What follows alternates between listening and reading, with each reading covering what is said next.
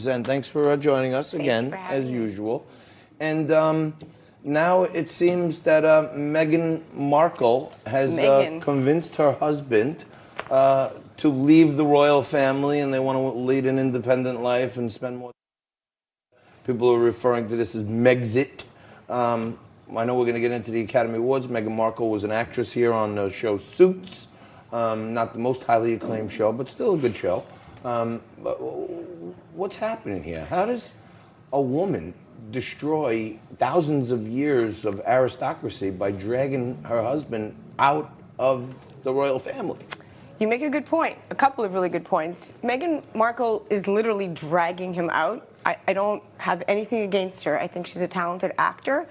She comes from a very different cloth, and she's definitely, you know, feeling the insecurities. It's probably not what she signed up for. Royal life did not turn out to be Meghan Markle's cup of tea. I don't think she can handle the scrutiny of the media. What do you mean it's not what she signed up for? You start dating a prince, you kind of know what you're signing up for. Yeah, you know, she really... You know, you're the Duchess of Sussex. Yes, she bit off more than she could chew. But here's the big thing with Meghan. I think she doesn't want to play second fiddle to Kate and William.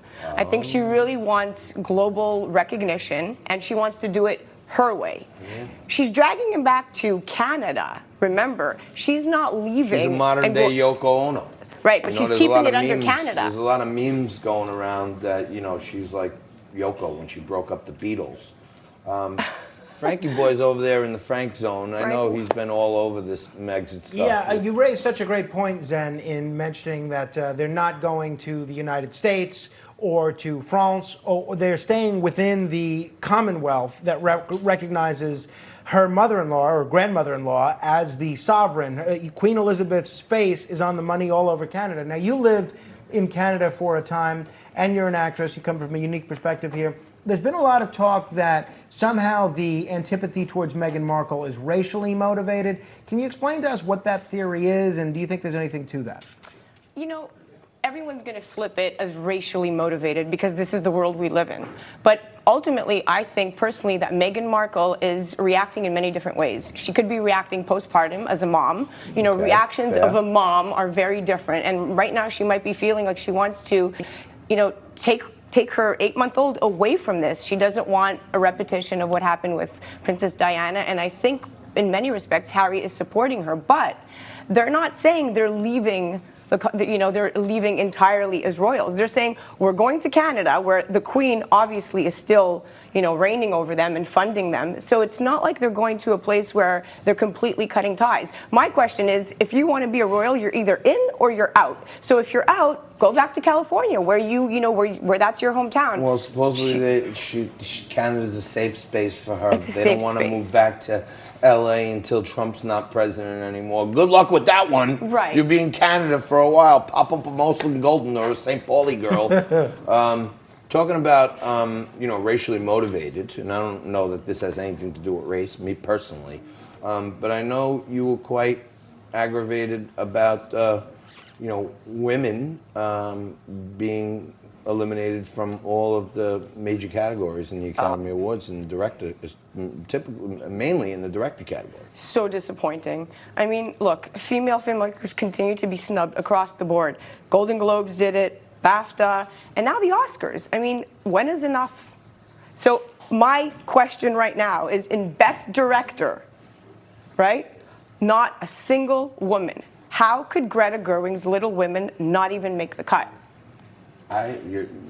Don't ask me, because I didn't see it. I've been taking in some films lately, but that wasn't one of them. Well, yeah, I'm surprised there were even any women nominated for Best Actress. I thought that category was going to be all men. Well, we don't know what they're identifying as. That's still up for grabs if they're all women. Zen, if you look at the directors that were nominated, you had the director of The Joker, the director of Once Upon a Time in Hollywood, the director of 1917, Parasite, and of course Martin Scorsese with The Irishman. Which of those directors do you think was less deserving of a nomination than Greta Gerwig? I'm going to have to go, in this particular case, I think Quentin Tarantino. Really? Personally. Shouldn't have got it. Wow. All right. You know, I'm a Hollywood darling. I don't think he he's kind of, I'm over him. And I think in general, in that category, when you have, 1917, Sam Mendes did a great job. But here's the problem. Women continue to direct movies that don't have the type of funding for men. All of the movies that women have directed are very, God, you're not going to start with this. I absolutely am.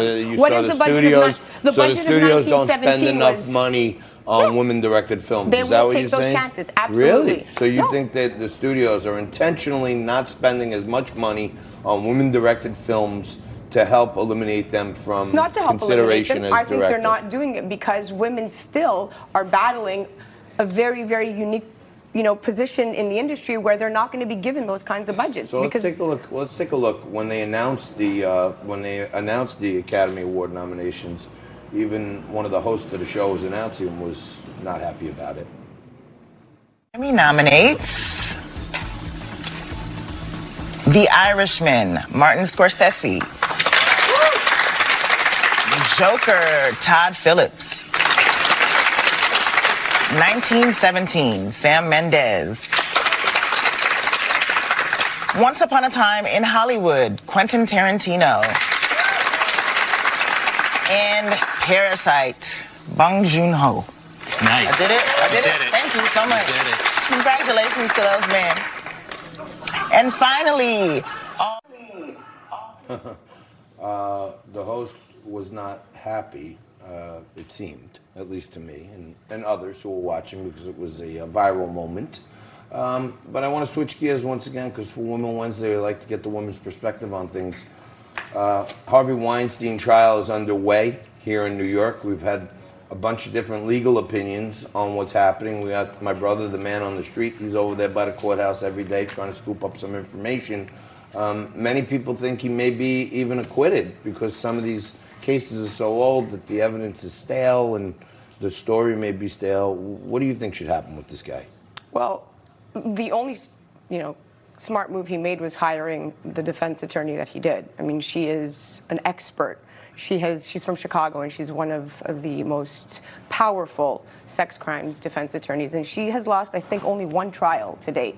That said, she's taking, a very strong position and coming at the women and publishing love letters and really taking a position that seems to be a little bit all this stuff anti-woman, consensual. Anti-woman. Frankie, who's the? I thought Arthur Idell was well, there are several attorneys, but I think her main Zen is referring to Donna Colatuno. I believe Donna Rotuno. No, Donna Rotuno. Rotuno. Yeah. Donna Rotuno. Yes. So he might be in good shape there. He's got a woman, which is a good sign in your book, and it sounds like she's Italian, but he's which not is be another in good shape. good sign, if you ask me. Yeah, he's not going to be in good shape because at the end of the day, there's way too many allegations, rape, sexual assault. I mean, the list is endless. And even if 50% of those women are liars, the other 50 are probably going to take him down. And it's what's going to happen. All right. Well, that's Zen Sam's perspective, and she's one of the best we got when you want to hear the woman's point of view. Thank you so much for joining us. I'm going to stick with my theory that Weinstein didn't kill himself. We all know that. And we may look into that a little further in today's show, but we're going to take a quick break. We're going to come back with the watchdog of Wall Street right after this.